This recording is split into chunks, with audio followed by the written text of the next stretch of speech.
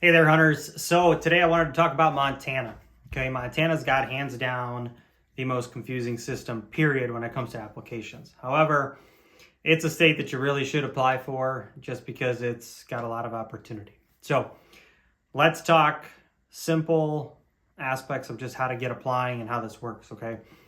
So Montana has preference points and they have bonus points. Here's where the confusion starts. How do you have a draw that aspects both sides of those things, okay? Well, it's a great question. Preference points are used towards their big game combo or their deer or their elk combination licenses, and the bonus points are towards their special permits, okay? So what makes a special permit versus a general? Well, the general basically means that you get upland bird fishing and a deer and elk or both licenses under their general combos. Okay, that's why it's called a combo. Then you got these special permits, which mean it's essentially they're limited entry hunts. You have to draw those hunts, okay? So here's how it works. In order to get the combo of elk, deer, or both, you have to apply in that draw, essentially. So you'd go and put in for that. Now you could have 0 points, 1, 2, or 3. In a preference point aspect, the more points you get, the better. However, here's where it gets really confusing. Somebody with 0 preference points will actually have higher odds than somebody that has 1 preference point. How does that work? Okay, well, it works that way because 25% of all allocated general licenses, shall we call them, are pooled towards 0 point holders, and that's like a separate draw in itself for those 0 point holders. So think of it as like if there were 1,000 people and there were 100 tags, there would be 25 tags for these 1,000 people that have 0 points, and then out of these 0 point folks, they're duking it out on their own draw to get one of those licenses. Okay, however, with the amount of licenses that Montana gives out, there's a pretty good amount. I would say roughly a 0 point holder this year will have 50% odds that they're going to draw whatever combo they put in for. Somebody with 1 point might have like 15 to 20% odds. And then 2 and 3 point holders will have much higher. They have much higher odds of getting it, with 3 being the max that you can have. So it would give you 100% draw odds.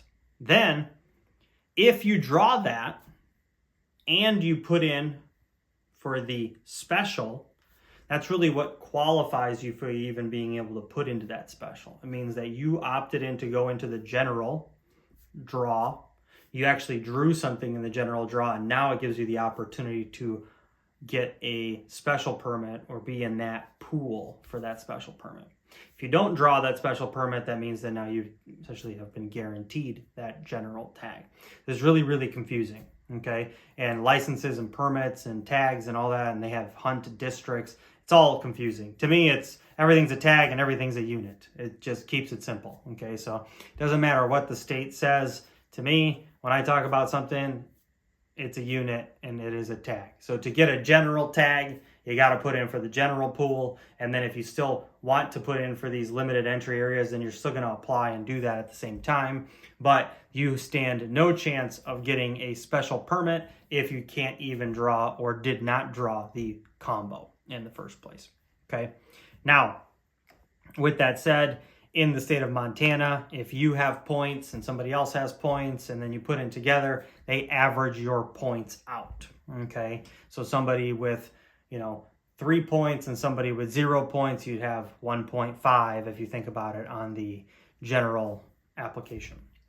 The other thing to know, in the bonus point aspect, is they square your points. So if you had 3 bonus points and you put in for a special entry tag for elk, you'd go in with 9 because you'd be 3 squared, so you'd be 9 plus 1 for that current year, so you'd walk in with 10.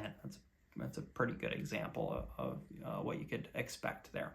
All right, so different aspects there. Now, if you don't want to even apply to get into the draw, but you want points, they have a point only period. Okay, to get bonus points, that period ends in September So it goes from July to September, where in your preference point aspect, that goes all the way till December. So like I was doing applications for clients on New Year's Eve, getting points in.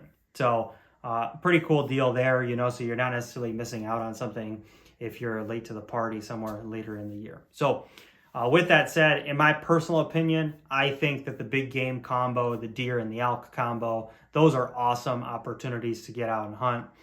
Personally, to me, for the price point, it's about, I think it's $12.83 to get the big game combo, which would give you a deer, elk tag, fishing license, and upland game. It's pretty awesome. For elk, it's a little over $1,000 or $1,100 this year. They raise the prices, and then if you're looking at deer, it's right around. It's pretty darn close to $800. So if it was in my opinion or me doing it for myself, I'm going for the big game combo because I just want to have both tags in my pocket, and I can have a good time out there. I just know every time that I'm elk hunting, I always run into deer that I would shoot. So why not have a tag in my pocket where I could take one home? So with that said, if you have any other questions, let me know. Please reach out. If you liked this video and you got something out of it, like and please subscribe to the channel. That's awesome. And if you have any questions, please comment below. Otherwise, until next time, scout, hunt, and repeat. Thanks.